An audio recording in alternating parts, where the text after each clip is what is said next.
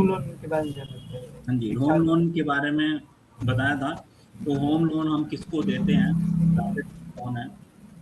तो जैसे salary class के हैं जो मतलब हम्म, काम करते हैं, सैलरी मंथली और इनकम आता है। और शिक्षा लोन था कि जो बच्चे 12th कर चुके हैं उनके लिए। हमारा जो होम लोन है उसका जो हमारे टोटल रिटेल एडवांसेस हैं उसमें सर कितना हिस्सा होम लोन ये का है? अटेंडेंस नहीं बनाया ना। कोई बात नहीं, ये कॉमन पे हम देख लेंगे अटेंडेंस वाला काम, वो बाद में ओके सर। बनाते होंगे। हाँ, ऐसा। नहीं तो मतलब यही बीच में बना था। नहीं नहीं, वो आप उसकी चिंता ना करें अटेंडेंस की, वो जो उनका काम है वो उनको करने दें। हम अपना काम है, हम अपना काम करते रहते हैं। हमारा काम पढ़ने का है ना भाई, शिव कुमार जी। अटेंडेंस वो हो सकता है कि, ओके सर जी। हाँ वो हो सकता है कि आपके स्क्रीनशॉट से भी अटेंडेंस मार्क कर देते हैं। भाई जो जो स्क्रीन पे दिख रहा है उसकी अटेंडेंस मार्क कर देते हैं। उतना ही तो काम है ना ओके सर। वो एक्सेल शीट अपडेट करते रहता है वो। कोमल का भी मैसेज भी है कि अटेंडेंस का टेंशन ना लो, लेक्चर पे ध्यान दो। ठीक है। ओके। हाँ, तो वो काम है उनका, वो करते रहेंगे। अगर किसी की कोई अटेंडेंस शॉर्ट होगी, कुछ होगी, कोई परेशानी होगी तो आपको बता दी जाएगी ना, भाई ये बात है, आप इसको अभी आज के बाद आप एब्सेंट नहीं रहेंगे, या 85 जो आपकी 85% अटेंडेंस है वो शॉर्ट हो रही है या कुछ है। तो हमारा काम जो है वो है, जो हमने कल पढ़ा था उसका रिवीजन।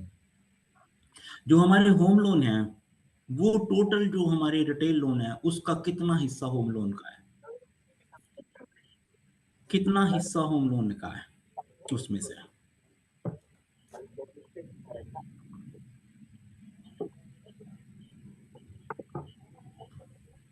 वो ये कुछ एक प्रश्न है जो परीक्षा के नजरिए से, परीक्षा के परिप्रेक्ष्य में सब अधिक जरूरी हैं, या हमें ये ध्यान में देने वाले हैं। आधा हिस्सा जो है ना वो होम लोन का है, 50%। आधा हिस्सा होम लोन का है, और ब्याज दरें सबसे कम होम लोन की है। इसके साथ साथ जो हमारे वाहन ऋण हैं, जो व्हीकल लोन है, व्हीकल लोन में सबसे जो हिस्सा है टोटल रिटेल एडवांसेस का वो 1/3 है, एक तिहाई। आधे आधे जो है होम लोन है, और एक तिहाई जो है वो हमारे वाहन ऋण है।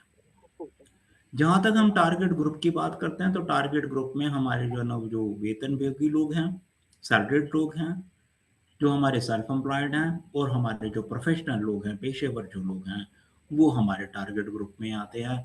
उनको हम जो है ना वो लोन देना पसंद करते हैं। जहां तक हमारे लोन शेयर्स एंड एडवांस, अगर हम loans against shares and advances की बात करते हैं, तो ये वाला जो लोन है वो किनको दिया जाता है? जो loans and shares and advances की अगर हम बात करें, तो ये वाला लोन जो है ना किनको दिया जाता है? ये जो है ना जो हमारे उच्च हाई नेटवर्थ के जो लोग हैं, एचएनआई जो लोग हैं, उनको दिया जाता है। ज्यादातर उनकी जरूरतें होती हैं, उनको दिया जाता है, एचएनआईज को। इसके साथ साथ हमारा जो उपभोक्ता जो ऋण है, जो कंज्यूमर, जो हमारे पर्सनल लोन या उपभोक्ता या कंजम्पशन जो लोन है, उसके जो टारगेट पे हैं वो भी से वेतनभोगी लोग, पेशेवर, सेल्फ एम्प्लॉयड, व्यवसायी, व्यापारी, ये सब के सब जो है ना वो हमारे टारगेट पर आते हैं। इसके अगर हम इनकी बात करें, तो ये अगर जो इसके साथ साथ हमने बात की थी, सबसे पहले हमने बात की थी होम लोन की, फिर वाहन की, और उससे भी पहले हमने बात की थी शिक्षा की। शिक्षा ऋण, शिक्षा ऋण के लिए कम से कम जो है ना वो कितना विद्यार्थी कितनी पास होना चाहिए शिक्षा ऋण लेने के लिए? 12th पास। 12th पास होना चाहिए। वो कम सर से कम 12th पास या इक्विवेलेंट होना चाहिए। एसएससी या एचएससी, जो भी अलग अलग राज्यों में अलग अलग ये प्लस 2 की परिभाषा हो सकती है। तो कम से कम उसको 12वीं पास या 10+2 होना जरूरी है कोई भी लोन लेने के लिए। अगर उसको 4 लाख रुपए तक का लोन लेना है, तो उसे अपने पास से कितना पैसा लगाना पड़ेगा?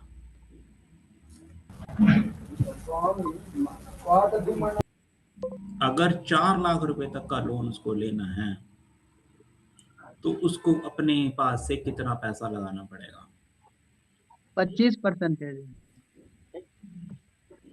हाँ जी, कौन बताएगा कि उसको अगर 4 लाख रुपए तक का लोन लेना है तो उसको कितना पैसा लगाना पड़ेगा? सीको कुमार, युवराज। 25%। हाँ जी, 25%। 25%। कोई और उसको सही करेगा क्या सीको कुमार को? 0%। 0%, शून्य। वो उसको 4 लाख रुपए तक की अगर किसी बच्चे को ऋण की आवश्यकता है तो उसको कुछ भी पैसा अपने पास से नहीं लगाना है, 0। ये बात आप ध्यान में रखें कि 0% उसको लगाना अपने पास। जरूरत 4 लाख रुपए से ज्यादा और 7.5 लाख रुपए तक है, तब उसको कितना मार्जिन लगाना है?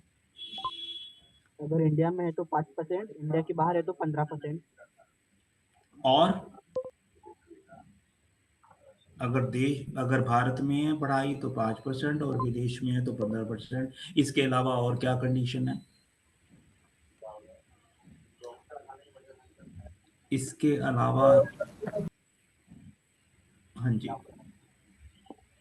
देखिए परीक्षा में ना कभी कभी ऐसा सीधा प्रश्न नहीं आपसे जैसे मैं।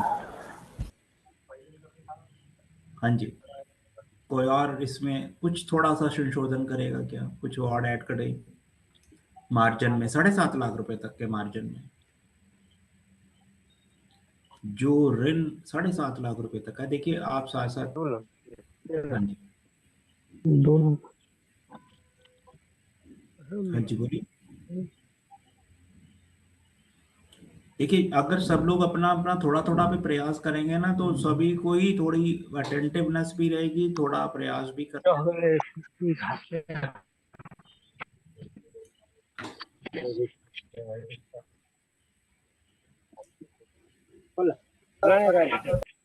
मुन्ना कुमार जी अपना ऑडियो म्यूट कर लीजिए। मुन्ना मुन्ना कुमार, आप कुछ ओके बात सर, भी ओके। करती। हाँ प्लीज, या तो आप कुछ जवाब दें तो नहीं तो आप अपना ऑडियो म्यूट कर लीजिए। इसमें ये प्रावधान है कि अगर क्रेडिट गारंटी स्कीम में 7.5 लाख रुपए तक का कवरेज है, गारंटी स्कीम में 7.5 लाख रुपए तक का कवरेज अगर है, ऐसी स्थिति में आपको कोई मार्जिन उस बच्चे को नहीं देना है, मार्जिन शून्य है। और अगर 7.5 लाख रुपए से किसी की ज्यादा रिक्वायरमेंट है, अगर रिक्वायरमेंट उसकी 7.5 लाख रुपए से ज्यादा है, तब क्या? तब ये बैंक अपने अपने तरीके से इसको जो है ना वो मार्जिन को बना सकते हैं, बता सकते हैं अपने तरीके से, उसका जो है ना वो निर्धारण कर सकते हैं मार्जिन के। तो ये मार्जिन की बात हुई और उसके बाद आई सिक्योरिटी की। एक मिनट के लिए देखा।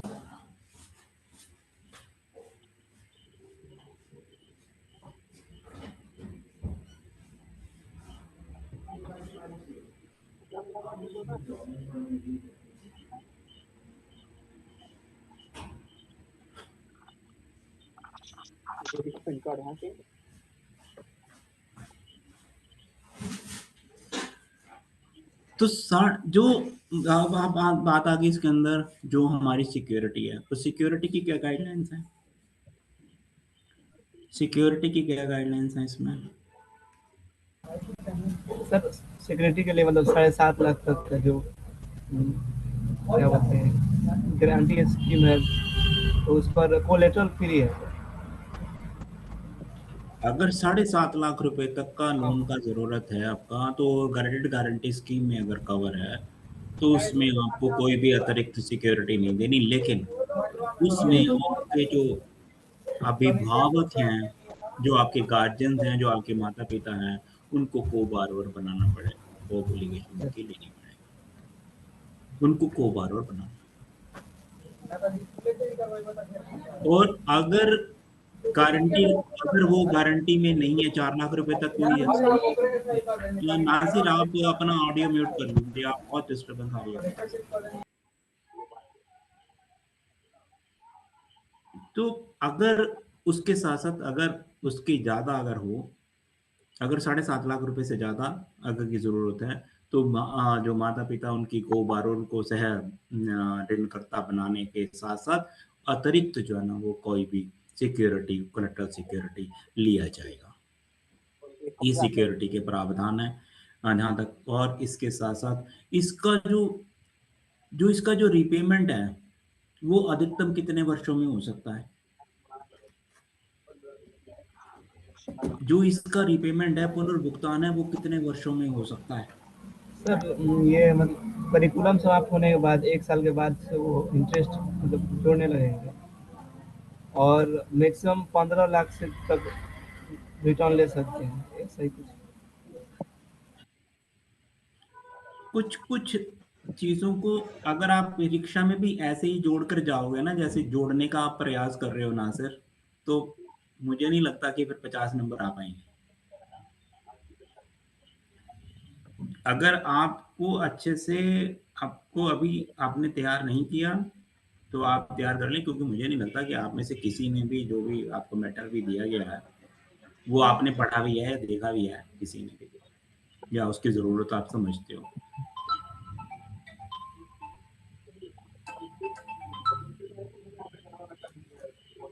हेलो, नमस्कार।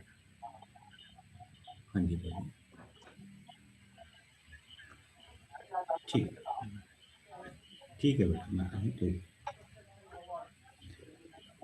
तो उसमें अगर आप बिल्कुल अगर सही से जवाब जानते हैं तो दें, नहीं तो रहने दें। जब आपने अगर आपने अच्छे से तैयार नहीं किया तो, और पढ़ाते हुए भी ध्यान नहीं दिया तो। इसका प्रावधान ये है कि इसके अंदर स्थगन, जो पुनर्भुगतान स्थगन है, वो आपका कोर्स का पीरियड और जमा 1 वर्ष, रीपेमेंट हॉलिडे या मॉरेटोरियम जिसको कहते हैं आप, जो जितने साल पढ़ेंगे उसके साथ 1 साल और उसके अंदर ऐड कर लीजिए, तो वो उतनी टाइम तक आपसे किश्त नहीं मांगी जाएगी। और जब किश्त ड्यू ड्यू होगी, जब आप 1 साल बीत जाएगा, तब आप उसका भुगतान 15 साल में कर सकते हो। जहाँ उसकी आप जब इंस्टॉलमेंट शुरू हो गई, तो 15 साल तक 15 साल में उसका भुगतान कर सकते हो, रीपेमेंट दे सकते हो। तो ये इसके जो है ना वो जो रीपेमेंट है, ये इसके कुछ प्रोविजंस हैं, प्रावधान हैं, जो हमने आपसे बात की। अगर जहाँ तक होम लोन की बात है, घर बनाने के लिए, फ्लैट खरीदने के लिए, इसकी जो है ना वो अधिकतम जो राशि है, इसकी जो अधिकतम राशि है वो कैसे तय की जाती है? घर के लोन की अधिकतम जो राशि है वो घर के लोन की कैसे तय की जाती है? ये तय की जाती है लोन टू द वैल्यू, कि कितनी कीमत आई है, कितनी उसका खर्चा आएगा, और उसके ऊपर जो है ना वो साथ में आपको जो है ना कितना लोन उसके ऊपर दिया जा सकता है, जो उसकी मार्केट वैल्यू है। और साथ में उसके लिए जो है ना वो ये भी देखना पड़ेगा कि आपका जो क्रेडिट स्कोर है, आपकी जो फाइनेंशियल पोजीशन है, जो फाइनेंशियल स्टेटस है, आपका जो क्रेडिट स्कोर है, क्रेडिट हिस्ट्री है आपकी, और दूसरी कोई ऑब्लिगेशंस आपकी और प्रीपेमेंट्स वगैरह कोई हैं, तो उन सबको ध्यान में रखते हुए ये इस बात पर निर्णय लिया जाएगा कि आप किसको आपको कितना लोन दिया जा सकता है। इसकी जो सिक्योरिटी है वो है जो मॉर्गेज आप जो घर खरीदेंगे, first mortgage of that home या हाउस, फर्स्ट मॉर्गेज। इसके साथ साथ अब बात आ गई जो गाड़ी के लोन है। गाड़ी के लोन में जो सिक्योरिटी है वो हाइपोथिकेशन ऑफ व्हीकल होती है। जो गाड़ी खरीदते हैं उसी को रजिस्ट्री बंधक किया जाता है, और उसको जो है ना आरटीओ के पास ज्वाइंट रजिस्ट्रेशन, उसका रजिस्ट्रेशन करवाना पड़ता है। जो ट्रांसपोर्ट कमिश्नर है या जो रजिस्टरिंग ट्रांसपोर्ट अथॉरिटी है, उसके पास ज्वाइंट रजिस्ट्रेशन करवाना पड़ता है। ये व्हीकल लोन की जो है ना वो ये रिक्वायरमेंट है। तो ये इस तरह से जो है ना वो हमने व्हीकल लोन, घर का लोन, हमने ये सब बातों में बात की है। और आज हम बात करेंगे 8वें चैप्टर में। 8वां जो चैप्टर है वो इस बात पर आधारित है कि जो शिकायतें होती हैं वो किस किस मद में होती हैं, कैसी कैसी शिकायतें होती हैं, उनका कैसे निवारण होता है, उसकी क्या व्यवस्था है, इस पर आज हम चर्चा करेंगे। जो जहाँ तक बात आज के अध्याय की है।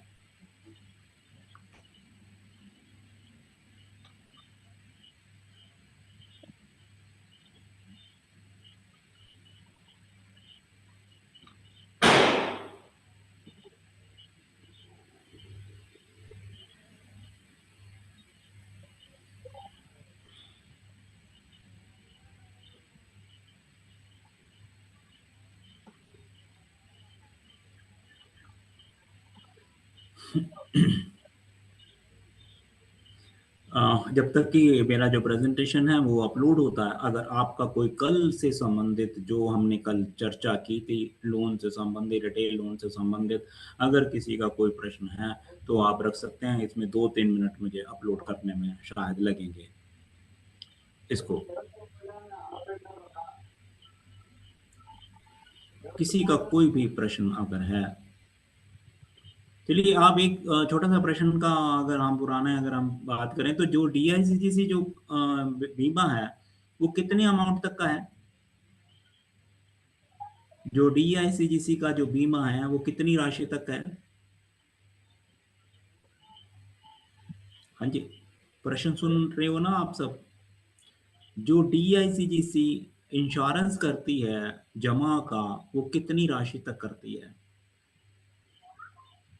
5 लाख तक का 5 सर। लाख 5 लाख हाँ, 5 लाख तक करती है। और उसमें जो है ना वो 5 लाख में सभी जितने भी आपके अपने जो same capacity same right accounts हैं वो सभी के सभी शामिल हैं। इसमें मूल और ब्याज दोनों शामिल हैं या सिर्फ मूल है 5 लाख रुपए? मूल ब्याज सारे शामिल मिला करके। हाँ, सभी चीजें मिला करके, मूल और ब्याज मिला करके इसको जो है ना वो 5 लाख रुपए तक का बीमा जो है वो DICGC करती है। इसके साथ साथ अब आप बता, थोड़ा सा एक और रिवाइज अगर हम कर लें तो इसमें जो हमारे बुक्स की अगर हम बात करें तो कौन कौन सी बुक्स जो है ना वो हम मेंटेन करते हैं? जो जो 4 नंबर चैप्टर है उसमें कौन कौन सी किताबें जो है ना हम मेंटेन करते हैं? ताकि जितनी देर में ये आपका प्रेजेंटेशन अपलोड हो कुछ ना कुछ तो करते रहना चाहिए ना।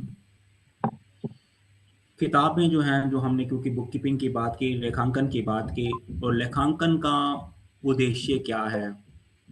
Trial value. हाँ जी,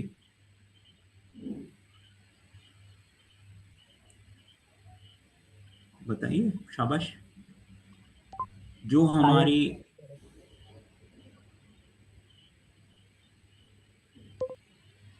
बोलते जाइए आप, क्योंकि मैं अपनी वो स्लाइड टू स्लाइड अपलोड करना पड़ता है इसको, तो इसलिए मुझे थोड़ा टाइम जा रहा है। तो इतनी देर में आप बताइए कि बुक्स कौन कौन सी हैं हमारी।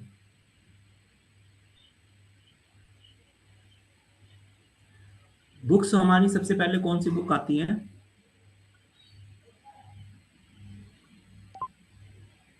Balance sheet.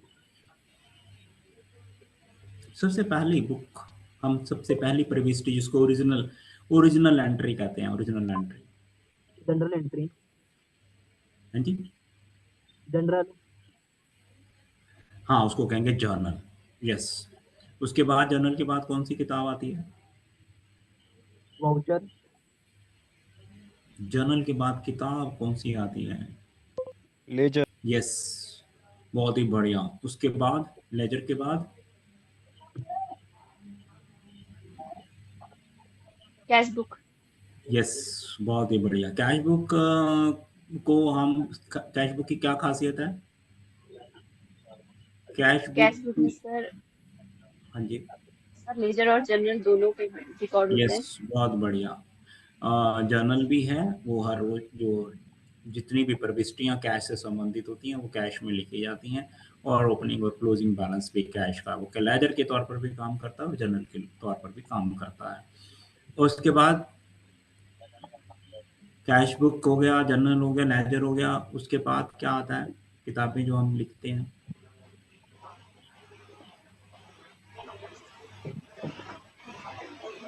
एक ना ये बहुत बड़ी पेटी प्रेजेंटेशन कैश। है। हाँ जी, हाँ पेटी जी, कैश। बिल्कुल। पैटी कैश, पैटी कैश का क्या उद्देश्य है?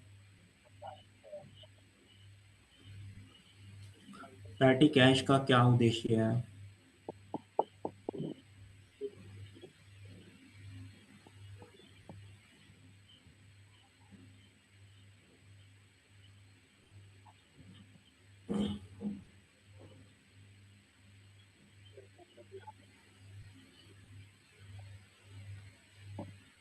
पैटी कैश का क्या उद्देश्य है? कौन बताएगा? यस, पता है, सुना है, सुना है इसका मतलब। आप लोग सुनते तो हैं, पर कभी कभी गड़बड़ कर जाते हैं, आधा अधूरा सुनते हैं तो। हाँ जी, पैटी कैश का क्या उद्देश्य है? सर इसमें छोटे खर्चे रिकॉर्ड किए जाते हैं।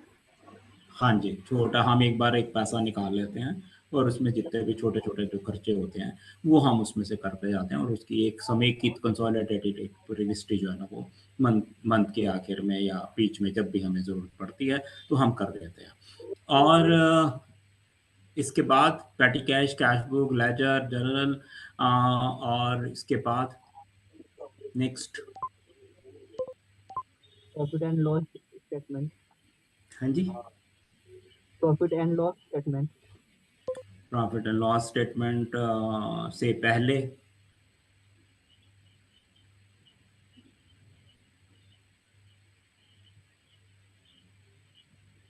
Trial balance. Yes, trial balance. Trial balance का क्या उद्देश्य होता है? ट्रायल बैलेंस का क्या उद्देश्य होता है, क्यों करा जाता है ट्रायल बैलेंस?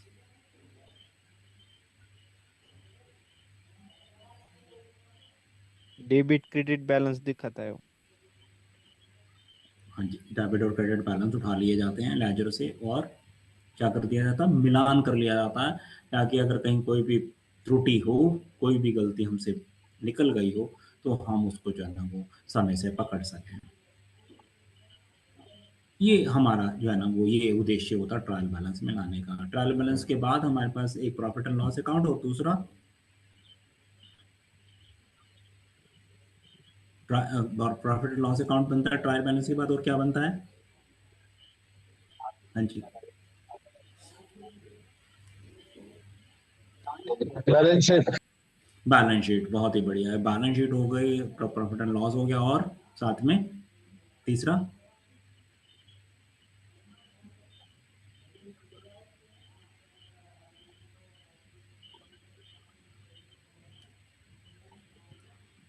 और तीसरा कैश स्टेटमेंट।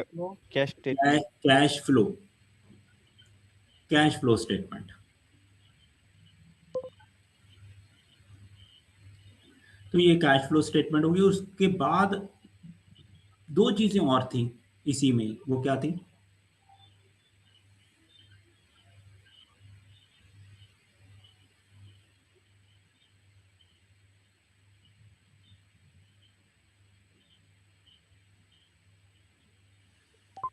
हाँ जी, दो फंड चीजें फ्लो, और थी पे बुक। अकाउंट पॉलिसी थी इसमें। एक, और हाँ, अकाउंटिंग पॉलिसी और नोट्स ऑन अकाउंट। इसी के साथ हमारे अकाउंट्स जो अकाउंटिंग पॉलिसीज, हमने इस पूरे वर्ष में क्या क्या नीति अपनाई है एक लेखांकन करने के लिए, ये हमारी एक, और साथ में हम क्या क्या चीज़ें और हैं जो हमारे प्रॉफिट को या हमारा जो प्रॉफिट है उसको प्रभावित कर सकती हैं, जो हमने इसमें नहीं ली हैं। आज इस जो बैलेंस शीट बनी है इसमें नहीं ली है, हमने उसको कंसिडर नहीं किया। Notes on account. इसके साथ साथ हमने कुछ ना अवधारणाओं पे बात की थी, कॉन्सेप्ट्स पर। वो कौन कौन से कॉन्सेप्ट हैं? कॉन्सेप्ट्स पर बात की थी हमने, क्योंकि वो थोड़ा सा ना, जो अध्याय है ना, 4 नंबर जो अध्याय है ना, वो थोड़ा सा अलग सा चैप्टर है, इसलिए उसको ना थोड़ा बार बार से हम बीच बीच में फिर से रिपीट करते रहेंगे ना, तो हमें थोड़ा ध्यान रहेगा, थोड़ा सा वो मुश्किल कह लीजिए, या अलग सा एक अध्याय है 4 नंबर जो चैप्टर है। हाँ जी, इसमें क्या क्या क्या कॉन्सेप्ट क्या क्या लिए जाते हैं लेखांकन में, अकाउंटिंग में? कल क्योंकि मैंने परसों हमने पढ़ा था, और फिर हमने कल दोहराया, आज फिर मैं आपसे पूछ रहा हूँ ये तीसरी बार। सोमवार को पढ़ा था हमने ये, और कल भी मैंने रिवाइज किया था, और आज फिर रिवाइज कर रहे हैं।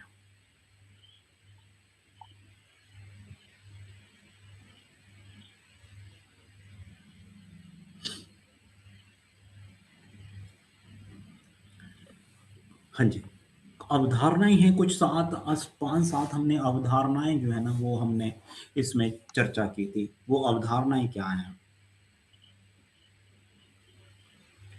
हाँ जी, यस, आपको पता है, आप में से बहुत सारे लोग जो है ना वो जानकारी रखते हैं, और शायद कुछ मतलब ऐसा कि पता नहीं गलत ना हो जाए, इस तरह से कुछ शायद चीज़ों को समझ लेते हैं, इसलिए आप बोलना नहीं चाहते हैं।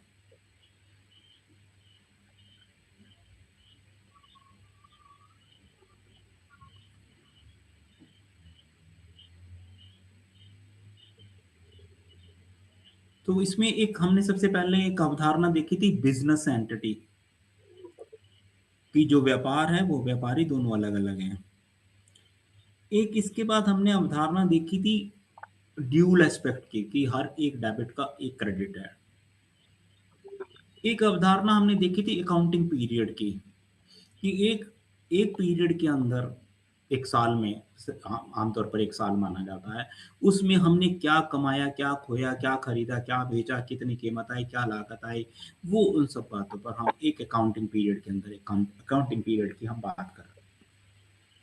इसके बाद हमने ये गोइंग कंसर्न कॉन्सेप्ट की बात की थी, कि हमने ये माना था कि जब तक बिजनेस को हम बंद नहीं कर देते, जब तक कि हम बिजनेस को बंद नहीं कर देते, तब तक हम ये मान कर चलेंगे कि बिजनेस चलता रहेगा, और उसी अवधारणा पर वो सभी चीजें हम करते हैं, उसी के आधार पर। इसी तरह से हमने लिखा कि जो मनी मेजर कॉन्सेप्ट है, कि हर एक चीज को जो ना वो पैसे के टर्म्स में देखा जाता है। इसके साथ साथ हमने देखा था हिस्टोरिकल कॉन्सेप्ट, कि जो चीज जितने में खरीदी है ना, हमने उसको उतने में ही दिखाया है। अगर उसकी वैल्यू बाद में कम हो गई है, तो हमने उसको जो है ना वो हमने उसको चेंज नहीं किया, बदला नहीं हमने उसको।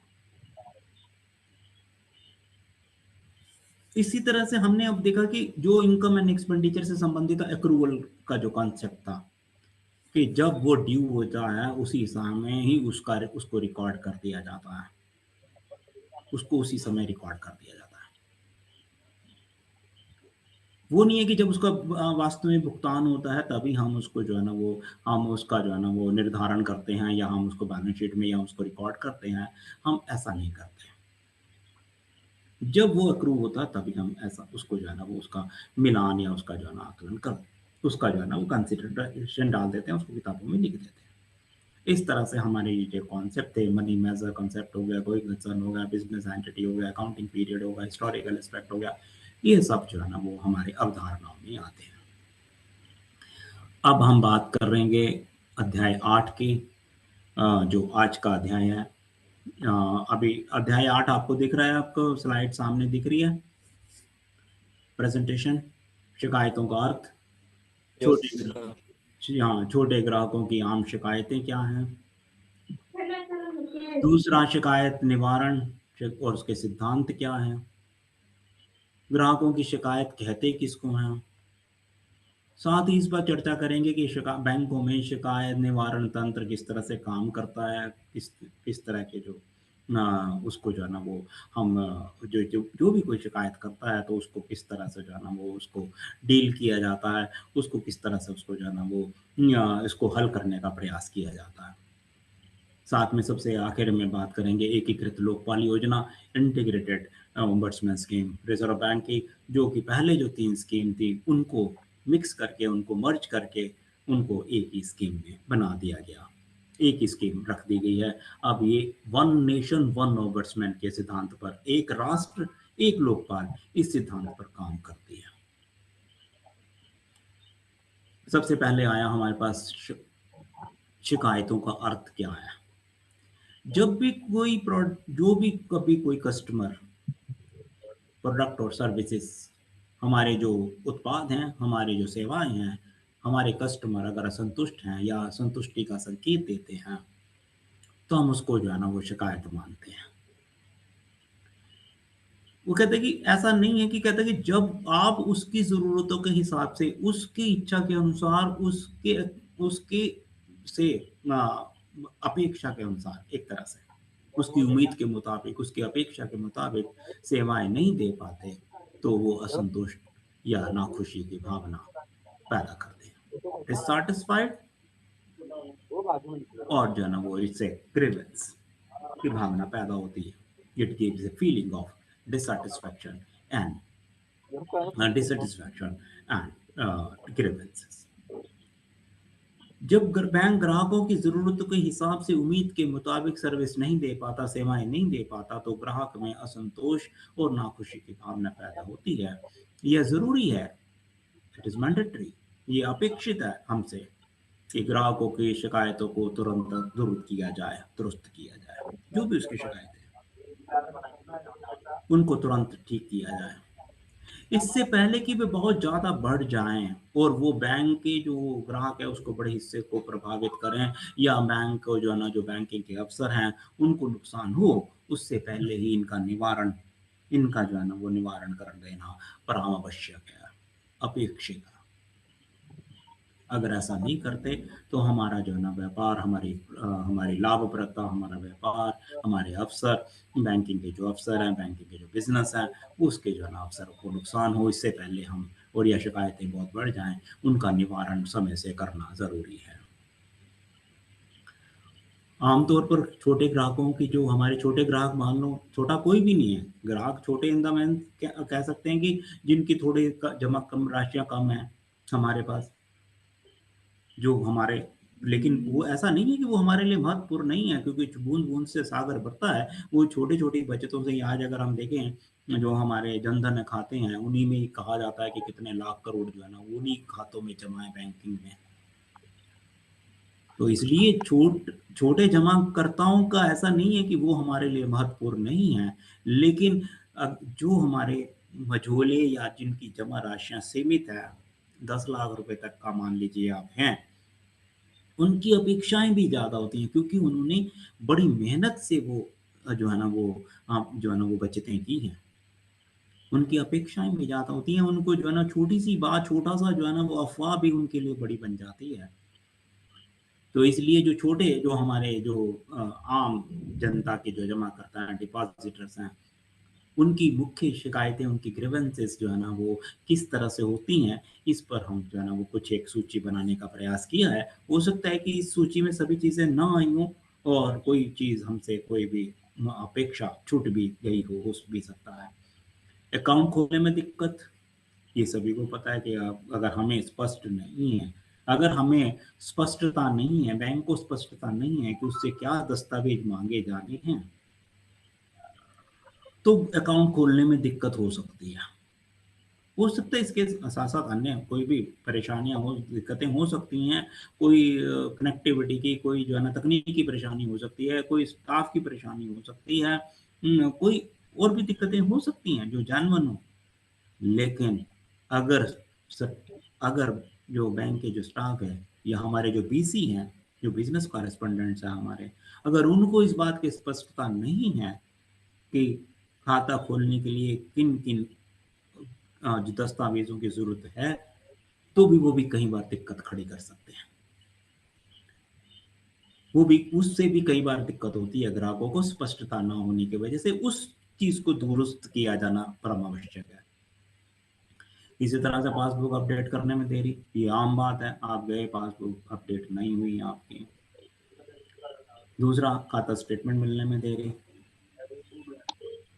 बिना किसी सूचना के अकाउंट को डोरमेंट इनऑपरेटिव कर देना, ये बड़ा समस्या है बैंकिंग में, कि आपको पता तब चलता है जब आपका जो है ना जब आप ऑपरेशन करने लगते हैं, जब लेन देन करने लगते हैं, तब आपको पता चलता है कि जो है ना वो मेरा खाता डोरमेंट है।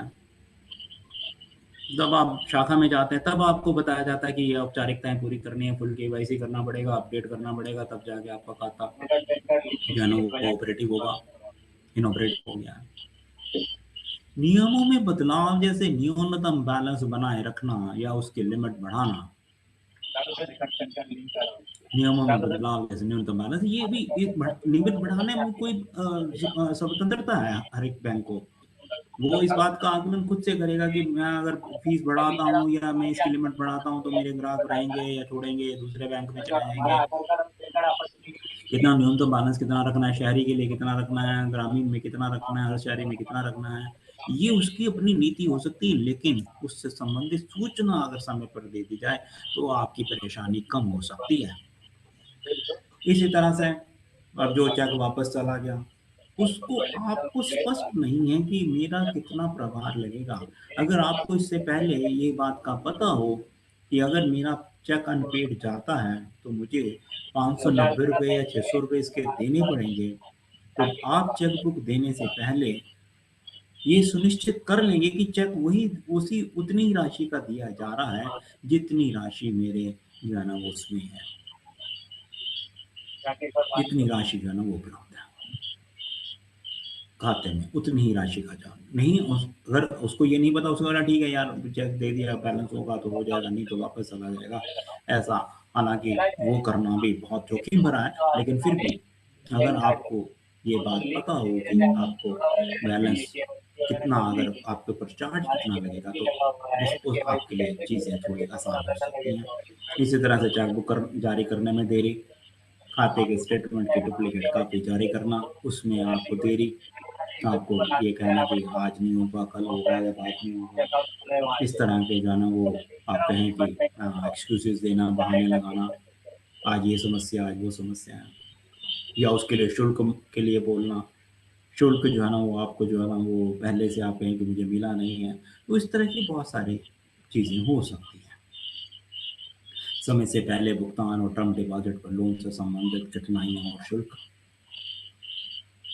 कि आपको जो है ना वो लोन देंगे नहीं देंगे, कितना देंगे, अगर आप मेच्योरिटी से पहले लेते हैं उसके ऊपर पेनल्टी लगेगी या नहीं लगेगी, उसके ऊपर कोई जुर्माना है, आपके ऊपर कटौती होगी नहीं होगी, ये सब चीज़ों की स्पष्टता ना होने की वजह से कोई भी बैंक अपना नियम बना सकता है, उसको ये स्वतंत्रता है, लेकिन नियमों की जानकारी देना ये उसका उत्तरदायित्व है, उसका कर्तव्य है, उसकी ऑब्लिगेशन है। इसी तरह से जो हमारे जो 10 लाख या 20 लाख तक के जो हमारे कर्जदार है, ऋणी हैं, उनकी कुछ एक जो है ना वो ग्रीवेंसेस हैं, शिकायतें हैं, आमतौर पर जो होती हैं हो सकती हैं। लोन देने में, मंजूर करने में देरी, ये तो आम बात है कि आप ये पेपर लाओ, वो पेपर लाओ, अब इसमें ये चीज़ नहीं है, इसमें वो नहीं है। अगर आपको जो है ना लेखांकन का, आपको बुक कीपिंग का अगर आपको अच्छे से ज्ञान भी है, तो भी आपने अच्छे से पेपर बना के भी दिए हैं, तभी हो सकता है कि आपसे कुछ ऐसी चीज़ें मांगें जिससे जो है ना वो आप जो है ना सहमत ना हो, आपको लगता है कि नहीं जो मैंने दिया है वो पूर्ण है, उसमें और कुछ अपेक्षा नहीं है। तो आवश्यक और अनावश्यक कारणों से लोन मंजूर होने में देरी, ये एक बड़ी शिकायत का बड़ा कारण है। इसी तरह से कोलैटरल सिक्योरिटी की मांग, कोलैटरल सिक्योरिटी संपार्श्विक सुरक्षा, संपार्श्विक प्रतिभूति पुनर्भुगतान की कोई गारंटी नहीं है, लेकिन फिर भी संपार्श्विक सुरक्षा मांगी जाती है, प्रतिभूति मांगी जाती है, सिक्योरिटी मांगी जाती है, ताकि रीपेमेंट जो है ना वो को सुनिश्चित किया जा सके, आपके ऊपर एक दबाव रहे कि हाँ भाई आप जो है ना वो उस दबाव में ऐसा जल्दी वापस करें। जैसे 10 लाख रुपए तक के मुद्रा के लोन है, अगर उसमें जो है ना वो भारतीय रिजर्व बैंक के जो है ना स्पष्ट दिशा निर्देश है कि 10 लाख रुपए तक के लोन के लिए आपको कोई भी कोलैटरल सिक्योरिटी नहीं लेनी है। अगर उसमें भी कोई मांग करता है तो वो मांग अनुचित है। इसी तरह से फिक्स रेट है, फ्लोटिंग रेट है, बेंचमार्क क्या है, बेस रेट है, इस पे स्पष्टता देना जरूरी है कि अगर आप बेस रेट लेते हो तो ये रेट ऑफ इंटरेस्ट बनेगा। भारतीय रिजर्व बैंक की ये जो है ना वो 1 अक्टूबर 2019 से जो है ना ये दिशा निर्देश हैं कि जितने भी व्यक्तिगत लोन होंगे रिटेल सेगमेंट के अंदर वो सभी के सभी फ्लोटिंग और एक्सटर्नल बेंचमार्क से होंगे संबंधित। इसी तरह से फिक्स रेट जो है ना या फिक्स है फ्लोटिंग है वो 1 अप्रैल 2016 से जो है ना MCLR के आधार पर होंगे। तो ब्याज कोई भी आपसे रेट जो भी ब्याज लिया जा रहा है उसको स्पष्ट करना तो जिम्मेवारी बनती है ना, कि आपसे ब्याज किस आधार पर लिया जाएगा, मासिक लिया जाएगा तो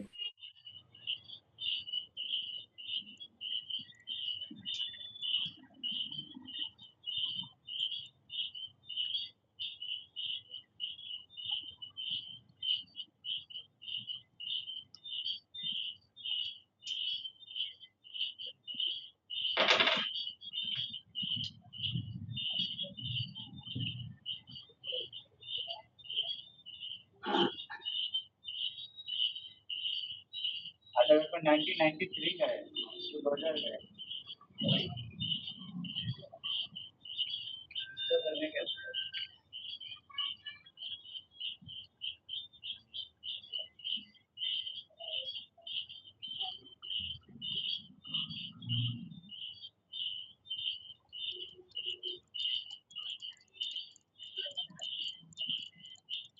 ये शिकार चौधरी करवा लेना चाहिए था, रिक्वेस्ट करवा देना चाहिए था ना, हो जाता तुम्हारा। अगर आपको अगर तो ठीक है, तो घर जाके करना पड़ेगा। नहीं इधर तो नहीं होएगा, रिजेक्ट होएगा 100%, क्योंकि अभी तो नहीं बंद है ना, साल भर हो गया बंद है।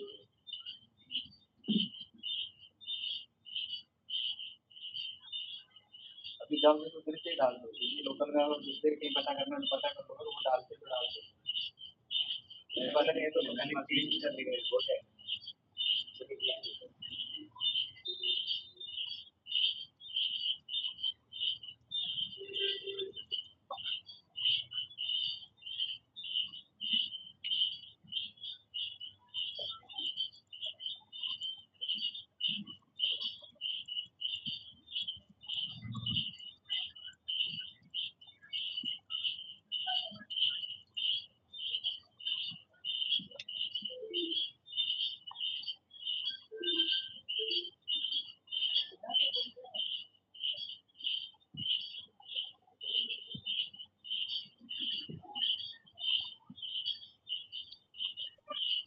हेलो हेलो सर जी।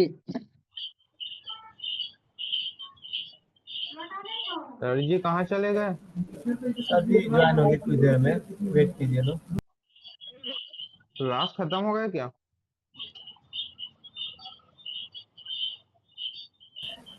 क्लास में कम नहीं हुआ है सर। अच्छा क्लास देख कर दे तो।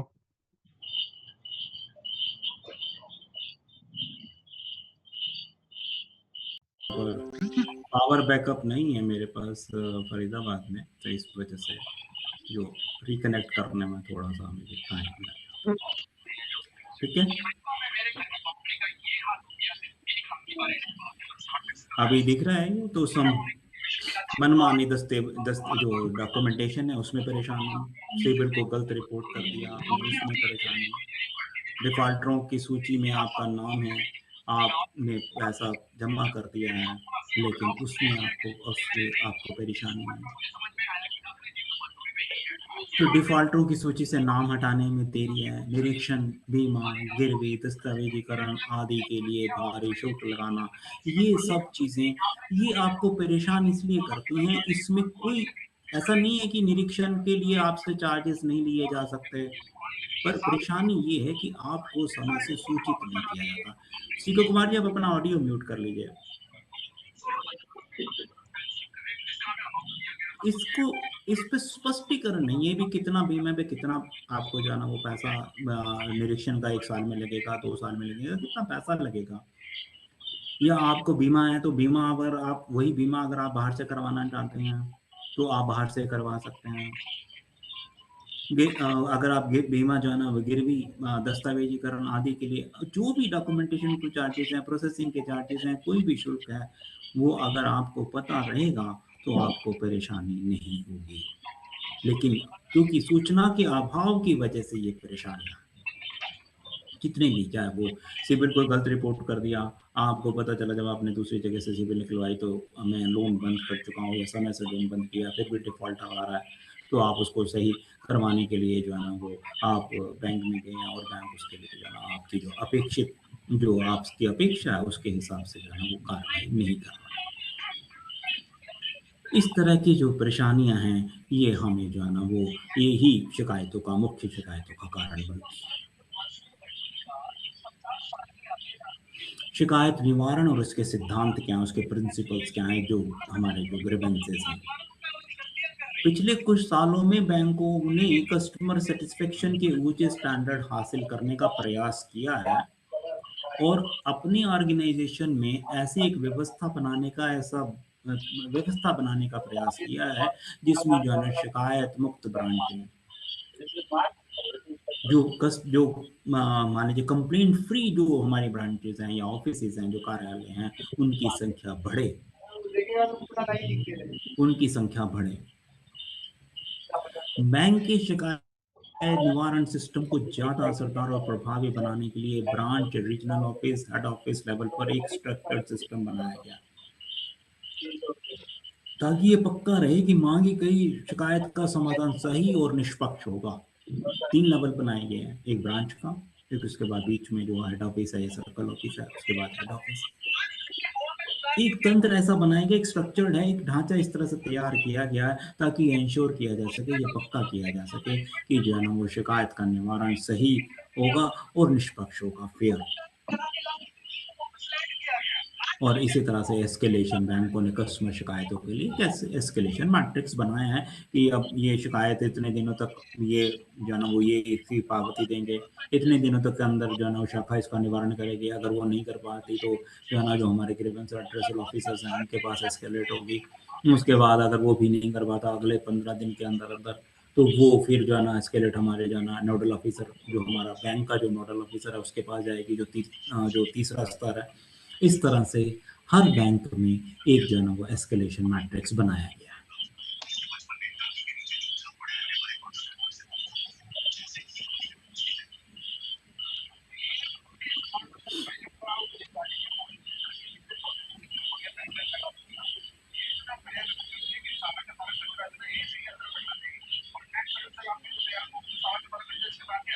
तो ग्राहक की शिकायत इन कारणों से होती है: कस्टमर के साथ डील करने में नजरिए से जुड़े पहलू, ग्राहकों को उपलब्ध करवाए गए फाइनेंस और इंतजामों में कमी, या दी जाने वाली सेवाओं में के अपेक्षित स्टैंडर्ड और असल में दी गई सेवाओं के बीच में अंतर।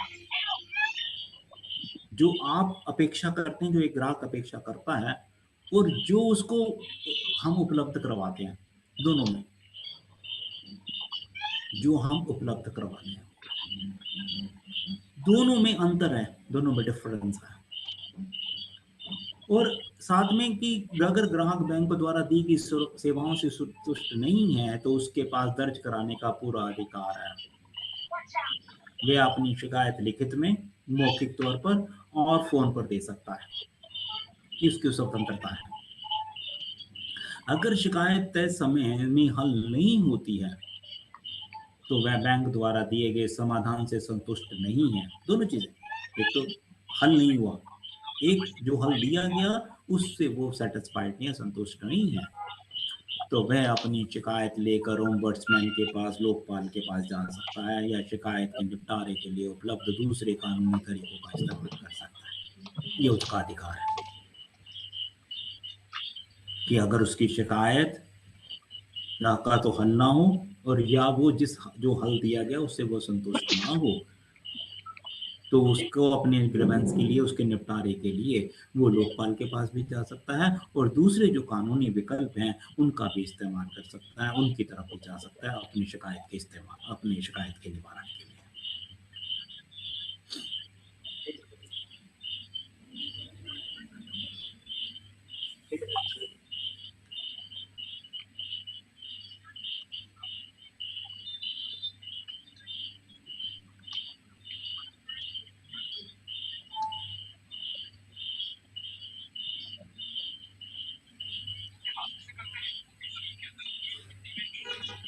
तो इस तरह से शिकायतों को, कस्टमर को जो एटीट्यूड है हमारा, जो हम जिस एटीट्यूड से, जिस व्यवहार से, वो सबसे ज्यादा महत्व रखता है।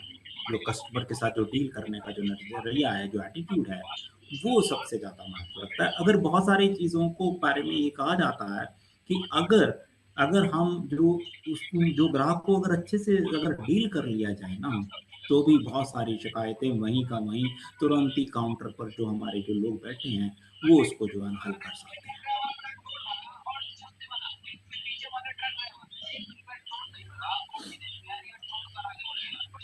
अगर हम इसमें बात करें तो अभी तक की जो चर्चा हुई है उसमें जो है ना वो हम अगर आपसे बात करें तो कोई भी शिकायत जो है ना वो कैसे दर्ज करवाई जा सकती है?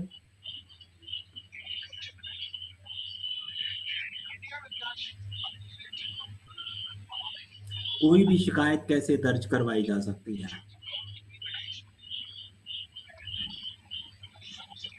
हाँ जी, फोन पर भी की जा सकती है, लिखित रूप में भी की जा सकती है और फोन पर भी करवाई जा सकती है, मौके पर भी की जा सकती है। तीनों तरीके से हम शिकायत को दर्ज कर सकते हैं। अब बात आ गई शिकायत तंत्र, निवारण तंत्र की। तो क्या ईमेल के माध्यम से भी हो जाता है। शिकायत कहाँ करें? आप अपना ऑडियो म्यूट कर लीजिए प्लीज, जिसका भी ऑडियो ऑन म्यूट है।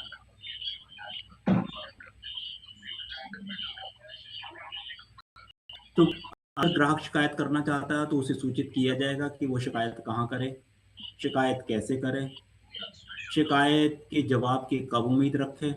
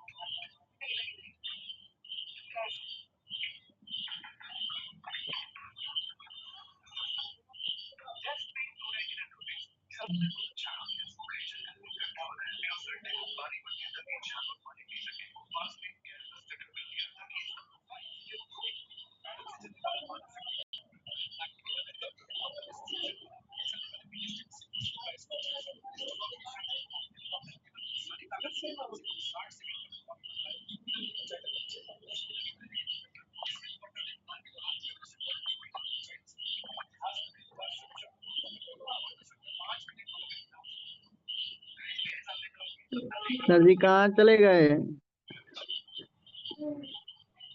हेलो बार बार ये सर का नेटवर्क कैसे कट जा रहा है?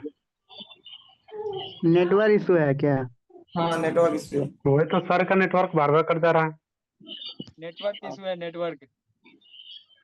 नेटवर्क इश्यू है, कनेक्शन एक ही है। वाह सॉफ्ट। ये VT क्या लिखा है? नसीर आलम भाई कहाँ कहाँ रोड घूमते राखो रहते हैं खाली यार, ब्रिज उरिज में। खेलिए। पहले कह कश्मीर कि वश्मीर आ खरीदा गए है क्या खैयन ने। कि पेरिस वेरिस आ गए? तो मेरा जो कनेक्शन है वो I lost that connection time and again. तो अगर कुछ थोड़ा क्योंकि that's why I am just facing the disturbance again and again. I am just very sorry to say this, क्योंकि वो बार बार लाइट आती है और फिर जाने से जो है ना वो कनेक्शन जो चला जाता है, because of that I am really sorry for it.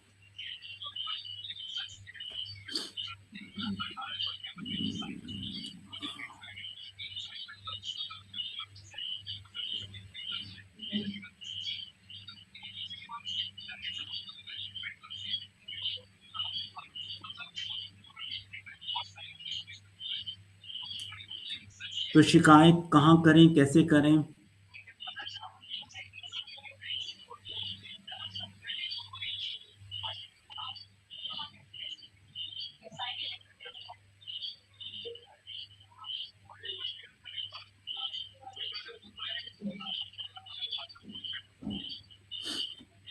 और ग्राहक अपने अगर उससे निर्णय से खुश नहीं है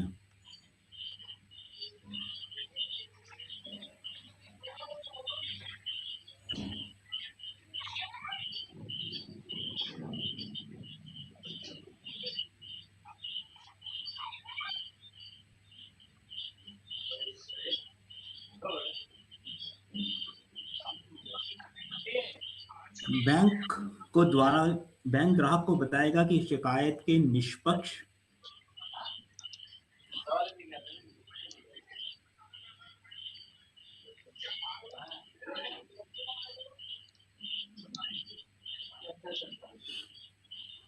और जल्दी से संभालने की प्रक्रियाओं की जानकारी कहाँ मिलेगी। यह जानकारी ब्रांच के नोटिस बोर्ड या बैंक की वेबसाइट पर एक प्रमुख जगह पर उपलब्ध करवाई जाती है। अगर शिकायत लिखित में मिलती है तो बैंक को 7 दिन के अंदर जवाब देना होगा, और अगर शिकायत फोन पर की जाती है तो बैंक को शिकायत का रेफरेंस नंबर देना होगा। अगर लिखित आती है तो 7 दिन में उसको जो पावती दे उसका जवाब देना होगा, और अगर फोन पर आती है तो उसको एक रेफरेंस नंबर देना होगा बैंक को।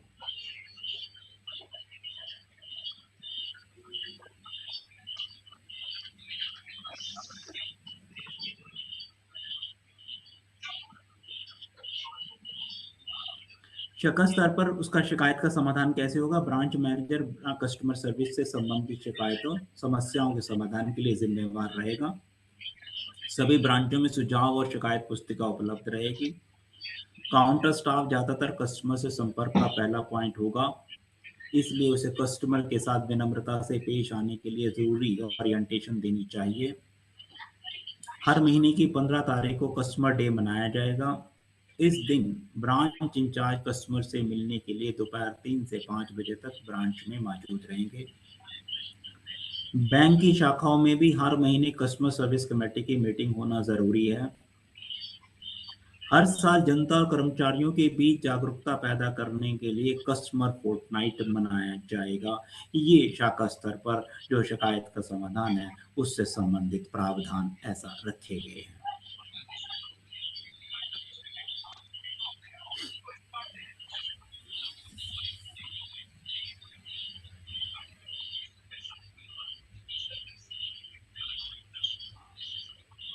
कि वो 15 तारीख को, हर महीने की 15 तारीख को कस्टमर डे मनाया जाएगा। इसके साथ साथ वो 3 से 5 बजे तक शाखा में उपलब्ध रहेंगे, और जो भी और कस्टमर कमेटी और कस्टमर फोर्टनाइट ये जो है ना वो मनाया जाएगा।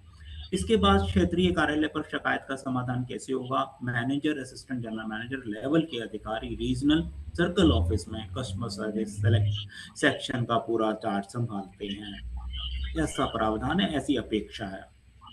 ब्रांचों के अपने रेगुलर दौरे के दौरान उन्हें अपने एडमिनिस्ट्रेटिव कंट्रोल जो उनके कंट्रोल में आती हैं, ब्रांचें जो नियंत्रण में आती हैं, निपटारे, कस्टमर सर्विस और कमेटी की मीटिंग वगैरह करने वगैरह के बारे में किए गए इंतजामों का रिव्यू करना चाहिए। जरूरत पड़ने पर उन्हें परेशान कस्टमर से संपर्क भी करना होगा ताकि मुद्दे को समझाया जा सके और निपटारा हो सके। 3 चीजें, एक तो जो इंचार्ज होंगे वो मैनेजर, असिस्टेंट जनरल मैनेजर के स्तर पर होंगे, और दूसरा जब भी वो शाखाओं पे स्तर पर जब भी शाखा पर विजिट करेंगे अपने एडमिनिस्ट्रेटिव कंट्रोल में, तो वो समीक्षा करेंगे, जो कस्टमर सर्विस है उसकी समीक्षा करेंगे कि वो सही है या नहीं है। इसके बाद आता प्रधान कार्यालय स्तर पर जो हमारी वो है जो समाधान का जो प्रावधान है। ज्यादातर बैंकों के हेड ऑफिस में जनरल मैनेजर की देखरेख में एक कस्टमर सर्विस सेक्शन काम करता है। यहाँ शिकायतों का अच्छी तरह से एनालिसिस विश्लेषण किया जाता है और जल्द समाधान के लिए रीजनल ऑफिस, सर्कल ऑफिस, मंडल कार्यालय या क्षेत्रीय कार्यालय ब्रांचों को जरूरी दिशा निर्देश दिए जाते हैं और फाइनल समाधान पत्र मिलने तक फॉलोअप किया जाता है। ये ऐसी अपेक्षा प्रधान कार्यालय स्तर पर की जाती है। ये 3 स्तर हुए। एक तो शाखा का स्तर हुआ, शाखा प्रबंधक जाना, वो जो शाखा में शिकायतें आएंगी उनकी जिम्मेवारी उसकी होगी। अब हर 15 तारीख को जो है ना ये कस्टमर डे मनाया जाएगा। इसके साथ वो 3 से 5 बजे तक उपलब्ध रहेंगे। इसके साथ साथ जो है ना वो कस्टमर कमेटी जो मीटिंग है वो उसको जो है ना वो किया जाएगा। साथ में वर्ष में फोर्टनाइट मनाई जाएगी। फिर उसके बाद आता है क्षेत्रीय कार्यालय स्तर पे, ये जो इंचार्ज होगा वो एजीएम में मैनेजर होगा। वो एडमिनिस्ट्रेटिव कंट्रोल में जो भी शाखाएं होंगी वो उनको जब भी विजिट करेंगे तो वो जो समाधान का जो तंत्र है, व्यवस्था है, वो कैसे चल रही है इस पर ध्यान देंगे। और अगर कोई कस्टमर जो है जिसकी जो शिकायत है उससे संपर्क भी साधने का प्रयास करेंगे। प्रधान कार्यालय पर जनरल मैनेजर इसकी देखरेख करेंगे, और जब तक कि फाइनल उसका जो है ना वो समाधान नहीं हो जाता, उसको पत्र नहीं दिया जाएगा, तब तक उसको फॉलोअप करेंगे। शिकायत की प्रणाली जैसे हमने देखा कि सबसे पहले जो है ना शाखा प्रबंधक है, उसके बाद ग्रीवेंस रिड्रेसल ऑफिसर जो क्षेत्रीय स्तर है, और तीसरा स्तर प्रधान कार्यालय का जो स्तर है, जिसको हम जो है ना PNO या प्रधान कार्यालय स्तर या प्रिंसिपल नोडल ऑफिसर कहते हैं। ये 3 स्तर हैं शिकायत के तंत्र की अगर हम बात करें।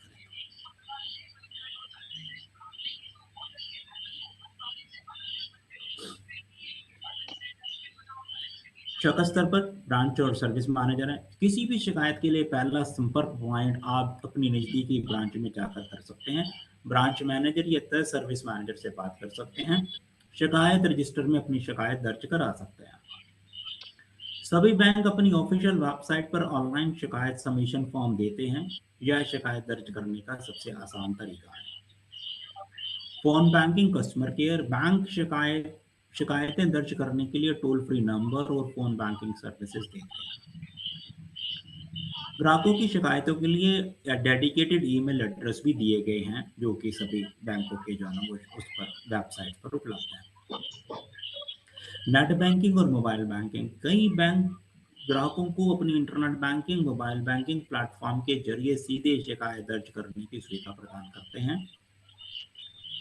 और बैंक आमतौर पर जो शाखा स्तर पर जो शिकायत का निवारण का जो समय है वो 7 दिन देता है। लगभग 7 वर्किंग डेज जो है ना दिए जाते हैं कि 7 दिन में आपको इस शिकायत का निवारण करना है। 7 दिन के अंदर अंदर आप इसको शिकायत को हल करेंगे।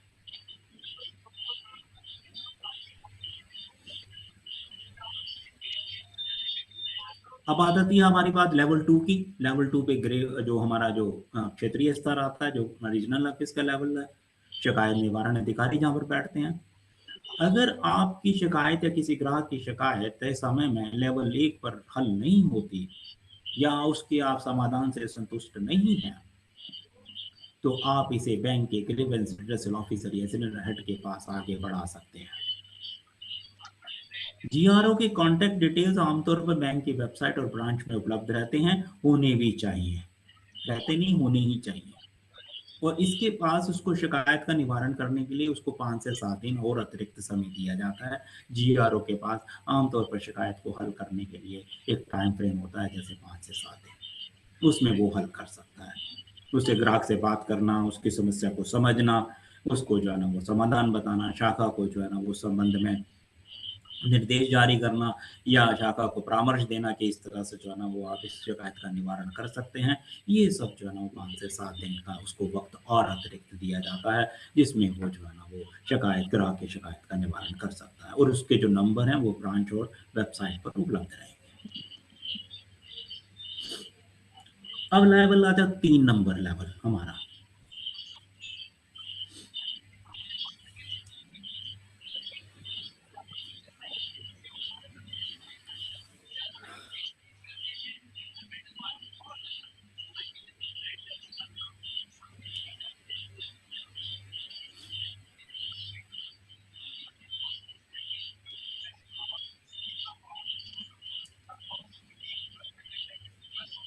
हमारे पास जो शाखा प्रबंधक है उसके पास कितना समय है वक्त है उसको समाधान करने का? हाँ जी, जो शाखा प्रबंधक है उसके पास, जो शाखा का स्तर है उसके पास कितना वक्त है समाधान करने का? 7 दिन। 7 दिन। और उसके साथ साथ क्या अपेक्षा है वहां पर, क्या क्या करना जरूरी है? कौन से दिन जो है ना कस्टमर डे कौन से दिन मनाया जाएगा? 15 तारीख। सर प्रत्येक माह के 15 तारीख को। हर प्रत्येक माह की 15 तारीख को मनाया जाएगा। और उस दिन शाखा प्रबंधक को क्या करना होगा? मतलब 3 से 5 बजे तक। 3 से 5 बजे तक उसको जो है ना वो शाखा में उपस्थित रहना होगा। इसके साथ साथ और क्या अपेक्षा है शाखा स्तर पर?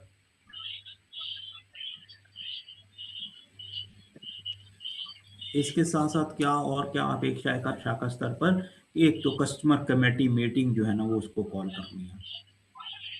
सब जो कस्टमर कमेटी सर्विस, जो कस्टमर सर्विस कमेटी मीटिंग है वो उसको जो है ना वो मीटिंग हर महीने करनी है। और इसके अतिरिक्त जो है ना वो हर ग्राहकों की जानकारी और स्टाफ के लिए दोनों की ट्रेनिंग के लिए जो है ना ये अपेक्षित है कि वो कम से कम साल में बैंक जो है वो कस्टमर फोर्टनाइट ग्राहक के लिए एक पखवाड़ा बनाए, ग्राहकों की जानकारी और जागरूकता के लिए भी, और अपने जो हमारे जो स्टाफ हैं उसके लिए एक ट्रेनिंग या उसकी जागरूकता या उसकी संवेदनशीलता को बढ़ाने के लिए। अब आ जाता है लेवल 3, प्रिंसिपल नोडल ऑफिसर।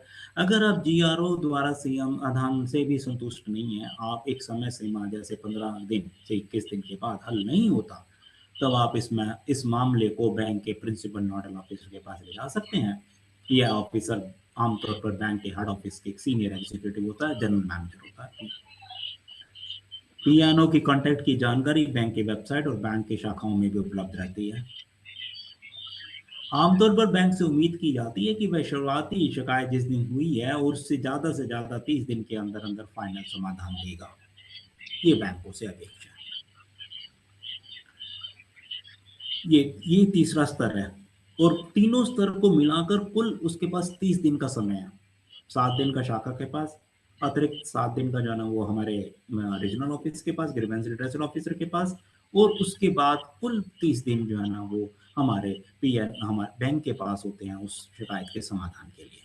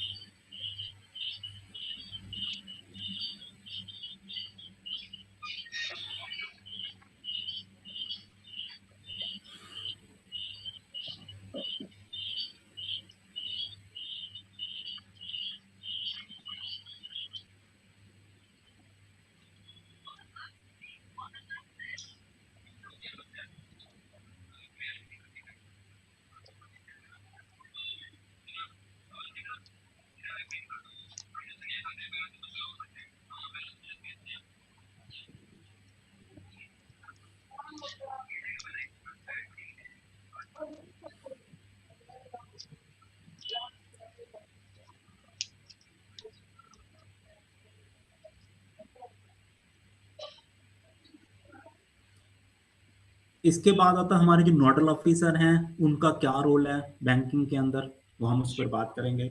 और बैंकिंग के अंदर जो मुख्य रोल जो है ना वो नोडल ऑफिसर का है। नोडल ऑफिसर जो है ना वो जो हमारा लोकपाल है, बैंकिंग लोकपाल है, और जो बैंक की जो सूचना है वो उसकी जो जिम्मेवारी है ना वो प्रिंसिपल नोडल ऑफिसर के पास होती है। वो इस बात की जिम्मेवारी रखता है, और इसके साथ साथ वो जो है ना वो ये जो है ना वो ये सुनिश्चित करता है बैंक के अंदर कि जो जितनी भी शिकायतें आई हैं उनका जो है ना वो समय अवधि है उसी के अंदर निवारण हो जाए। बैंकों को हेड ऑफिस के कस्टमर सर्विस सेक्शन के इंचार्ज पर जनरल मैनेजर रैंक के एक सीनियर ऑफिसर यानी एक नोडल ऑफिसर को नॉमिनेट करना होता है, जो बैंक के लिए कस्टमर सर्विस और कैश जो शिकायत हैंडलिंग का जो इम्प्लीमेंटेशन है उसकी जो निगरानी है, उसकी जो मॉनिटरिंग है, उसकी उसके पर जिम्मेवारी होती है।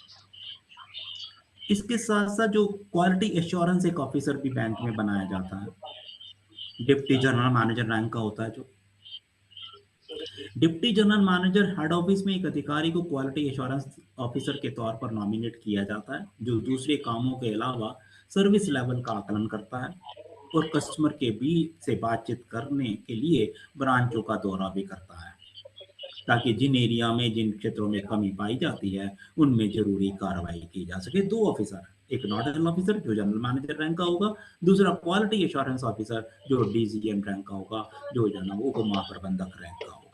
और ये इन दोनों की ये जिम्मेवारी बनती है कि वो जो शिकायत हैंडलिंग है और जो कस्टमर सर्विस है उसकी जो मॉनिटरिंग है उनकी उसके पास जिम्मेवारी है, और शाखाओं में जो दौरे करेंगे उससे ये पता करेंगे जहां पर भी कमी पाई जाती है उसको दुरुस्त किया जाए।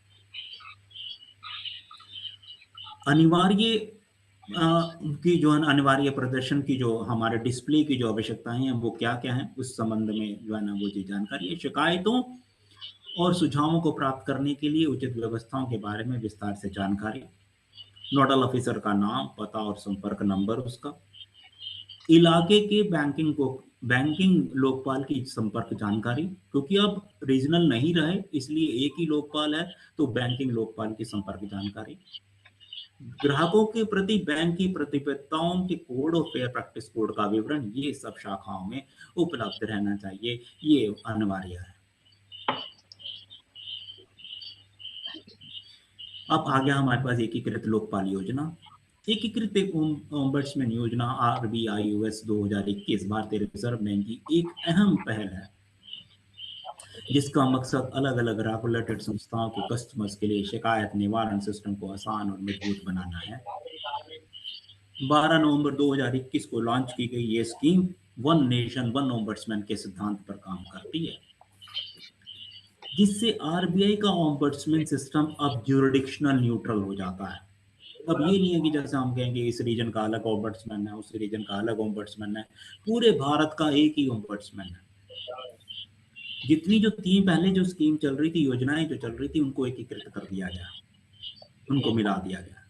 वो कौन सी थी 3 योजनाएं? बैंकिंग लोकपाल योजना 2006, NBFC गैर बैंकिंग वित्तीय कंपनियों के लिए लोकपाल योजना NBFC के लिए 2018। हाँ हेलो, हाँ जी, अब तो दुकान पे जाएंगे भाई, अब तो दुकान से करवाएंगे।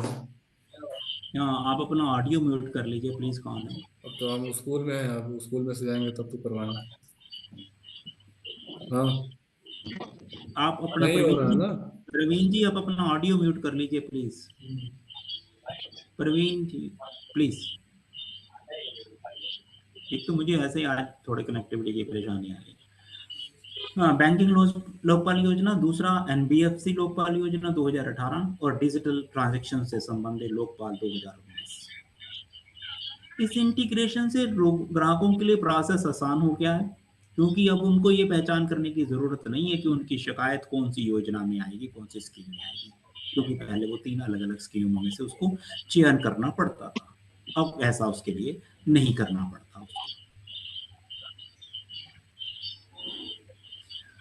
योजनाओं का एकीकरण, एक राष्ट्र एक लोकपाल। इसका मतलब ये है कि जब अब ग्राहकों को यह पता लगाने की जरूरत नहीं है कि उनकी शिकायत किस खास स्कीम के तहत आएगी, यह स्कीम ज्यूरिडिक्शन न्यूट्रल है, जिसका मतलब है कि कोई भी ग्राहक किसी भी regulated entity, bank, NBFC payment system participant के खिलाफ शिकायत दर्ज कर सकता है, चाहे वह कहीं का भी हो और कहीं भी रहता हो।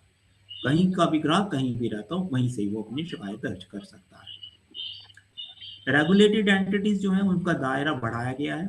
सभी commercial bank, regional rural bank, NBFC के अलावा इन स्कीमों में 50 करोड़ से ज्यादा के डिपॉजिट वाले नॉन शेड्यूल्ड प्राइमरी कोऑपरेटिव बैंकों को भी इसमें शामिल किया गया है। इसके साथ साथ जो हमारी क्रेडिट इंफॉर्मेशन कंपनी है उनको भी शामिल किया गया।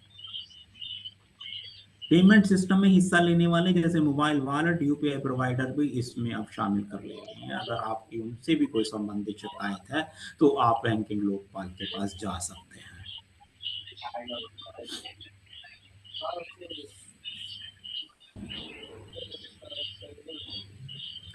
सेवा में कमी को फिर से परिभाषित किया जाए, डेफिशिएंसी इन सर्विस को। यह स्कीम सर्विस की कमी को मोटे तौर पर किसी भी फाइनेंशियल सर्विस में कमी, अपर्याप्तता के रूप में परिभाषित करती है, जिसे रेगुलेटेड एंटिटी को देना जरूरी है। शिकायतों को अब सिर्फ इसलिए खारिज नहीं किया जाता कि वह स्कीम में लिस्टेड आधारों पर कवर नहीं है, जिससे शिकायतें ज्यादा इंक्लूसिव हुई हैं और रिस्ट्रिक्टिव कम हुई है, कम प्रतिबंधात्मक हुई है। इसका एक ही RBI चंडीगढ़ में एक सेंट्रलाइज रिसीप्ट और प्रोसेसिंग सेंटर बनाया गया, CRPC, ताकि ऑनलाइन, ईमेल, फिजिकल सबमिट की शिकायतें सभी वहां रिसीव की जा सकें और उनकी शुरुआती जो है ना वो प्रोसेसिंग हो सके। इनिशियल जो है ना प्रोसेस होने के बाद ही उसको दर्ज किया जाता है, जब वो पाया जाता है कि ये शिकायत दर्ज करने लायक है। शिकायत दर्ज करने की प्रक्रिया को आसान बनाया गया है। शिकायतें शिकायतकर्ता खुद या किसी अधिकृत प्रतिनिधि के जरिए दर्ज करा सकता है, लेकिन इसके लिए किसी वकील की जरूरत नहीं है। हालांकि अगर खुद वकील पीड़ित हो तो वो कर सकता है शिकायत, लेकिन अपनी शिकायत दर्ज कराने के लिए आप किसी को भी अपने रिप्रेजेंटेटिव को रख सकते हैं, लेकिन उसके लिए वकील होना जरूरी नहीं है। ग्राहकों को पहले समाधान के लिए रेगुलेटेड एंटिटी से संपर्क करना जरूरी होगा। और अगर वो जो 30 दिन का वक्त जो बैंक को दिया गया है, अगर उसमें आपको संतोषजनक उत्तर नहीं मिलता और आप कोई उत्तर नहीं मिलता या जो उत्तर दिया जाता उससे आप संतुष्ट नहीं है, 30 दिनों के अंतर असंतोषजनक जवाब, इनकार या कोई जवाब न मिलने से के बाद 30 दिन के बाद आप ओम्बड्समैन के पास जा सकते हैं। आपको कोई जवाब न मिले तब जा सकते हैं। आप अगर आप जो जवाब दिया गया उससे संतुष्ट नहीं है तब जा सकते हैं। आप कोई ना जवाब दे तो भी जा सकते हैं। अगर वो रिप्लाई से इनकार कर दें तब भी जा सकते हैं। इम्प्रॉपर रिप्लाई दें तब भी जा सकते हैं। अगर आपको लगता है कि आपका शिकायत का निवारण नहीं हुआ, उसका कारण कोई भी हो सकता है, लेकिन उससे पहले आपको 30 दिन का वक्त जो है वो बैंक को देना अनिवार्य है।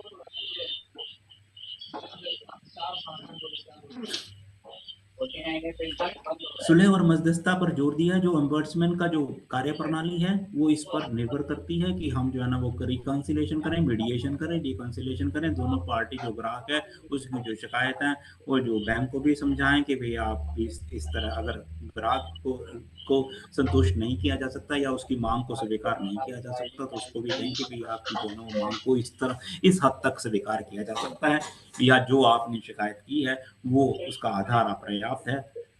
तो ओम्बड्समैन का मुख्य लक्ष्य सुलह और मध्यस्थता के जरिए शिकायतकर्ता और रेगुलेटरी संस्था के बीच समझौता करवाना।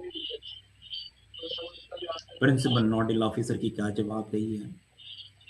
हर रेगुलेटेड एंटिटी को एक प्रिंसिपल नोडल ऑफिसर नियुक्त करना होगा जो काफी सीनियर रैंक का हो, जैसे पब्लिक सेक्टर में जनरल मैनेजर, और जो आरई को रिप्रेजेंट करेगा, शिकायतों के बारे में जानकारी देने के लिए वो जिम्मेवार रहेगा। अगर समझौता मुआवजा क्या, अगर ओम्बड्समैन जो है ना वो अगर समझौता नहीं होता, सुलह नहीं होती, मध्यस्थता नहीं होती, दोनों जो पक्ष हैं वो इस सहमत नहीं होते, तो इसमें ओम्बड्समैन अपना निर्णय दे सकता है, अवार्ड दे सकता है। इस अवार्ड में आरई रेगुलेटेड एंटिटी द्वारा जिम्मेवारियों का खास पालन और शिकायतकर्ता को हुए किसी भी सीधे नुकसान के लिए मुआवजा शामिल है। कंपनसेशन वो अनाउंस कर सकता है, कंपनसेशन दे सकता है, अवार्ड दे सकता है, मुआवजा।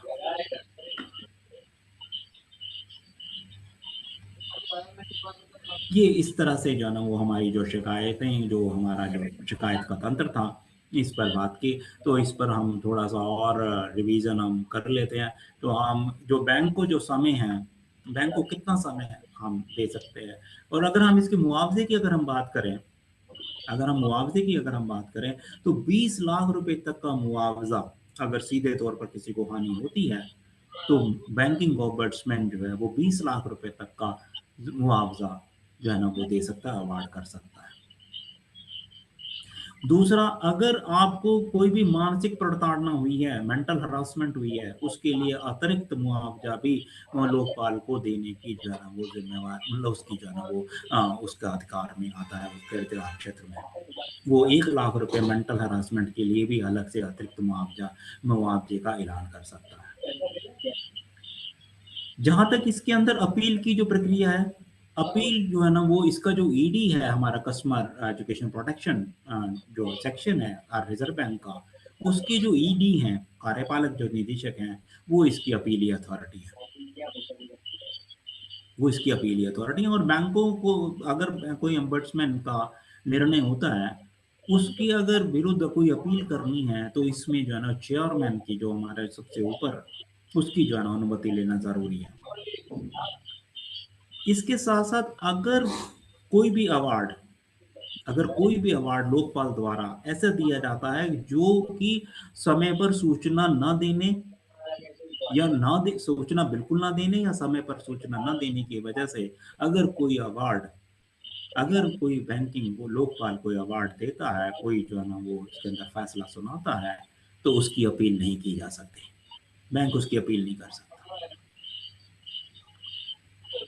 तो इस तरह से जहां तक कंपनसेशन की बात है, मुआवजे की बात है, 20 लाख रुपए तक का मुआवजा दिया जा सकता है। इसके अतिरिक्त 1 लाख रुपए का और दिया जा सकता है।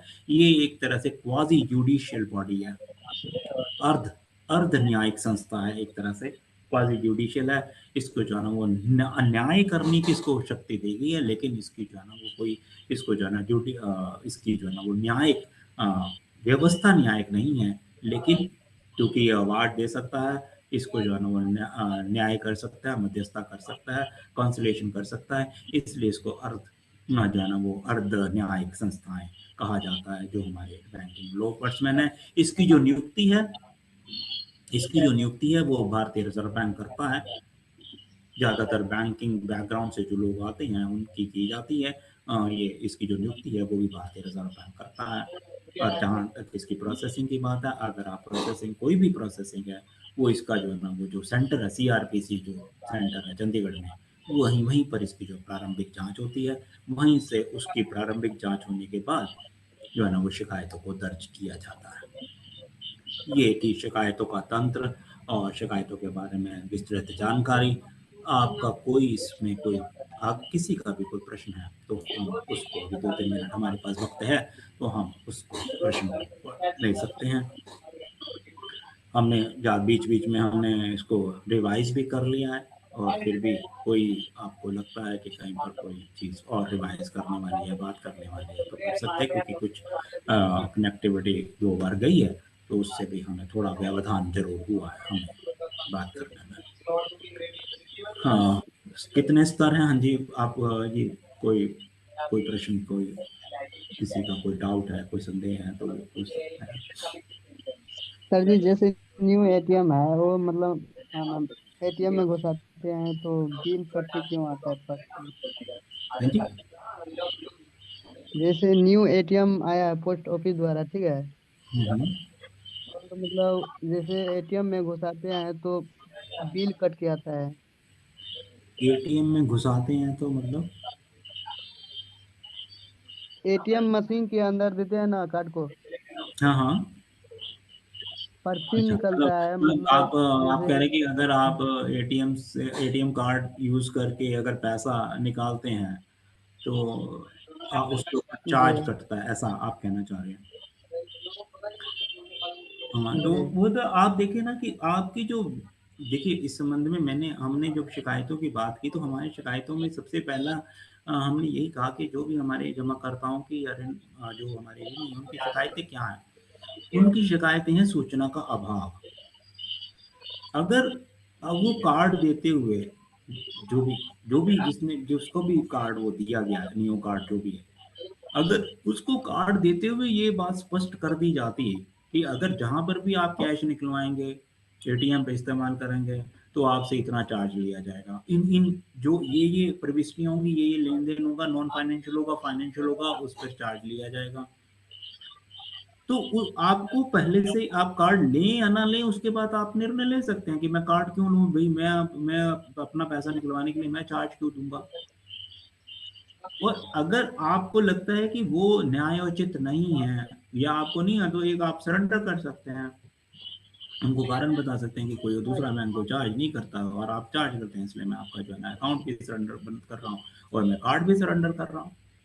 तो परेशानी चार्ज प्रभार की नहीं है, परेशानी सूचना की है।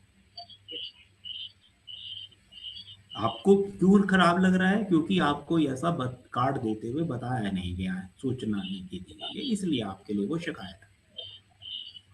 अगर आपको सूचित किया जाता तो आप सूचित निर्णय लेते ना, आप कार्ड लेते नहीं लेते वो आपका निर्णय था, इस्तेमाल करना नहीं करना, आप कौन सी सर्कमस्टांसेस में आप इस्तेमाल करेंगे, आप बहुत ही जो है ना वो जहाँ बहुत अत्यावश्यक होगा, कंटीजेंसी होगी, वहाँ इस्तेमाल करेंगे, अन्यथा नहीं करेंगे आप इस्तेमाल। वैसे क्रेडिट कार्ड से भी कैश तो निकलवा सकते हैं, लेकिन कैश कोई निकलवाता नहीं, क्योंकि उसके प्रभार बहुत ज़्यादा है, 24 घंटे के अंदर अंदर जमा करना होता है, नहीं उसके जो फाइनेंस चार्जेस हैं वो बहुत ज़्यादा है, तो इसलिए क्रेडिट कार्ड से कोई कैश नहीं निकलवाता। लेकिन बहुत ही जो है ना वो आप कहीं की आपातकालीन स्थिति है, इमरजेंसी है, कोई एक्सीजेंसी है, तो हमें कभी कभी निकलवाना भी पड़ता है। तो इसलिए सूचना ज़रूरी है।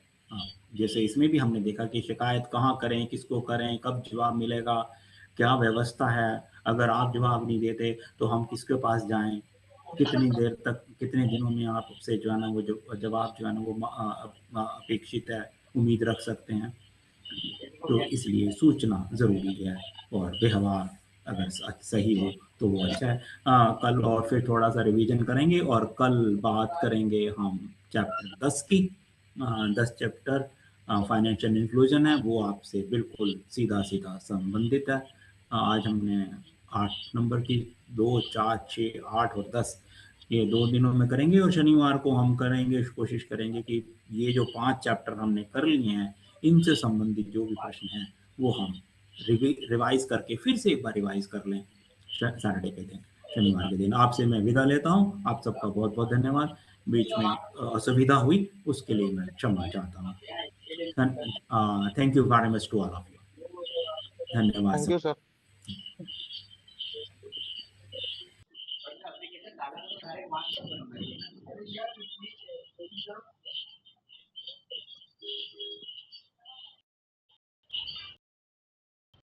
तुम्हारा एप्लीकेशन नंबर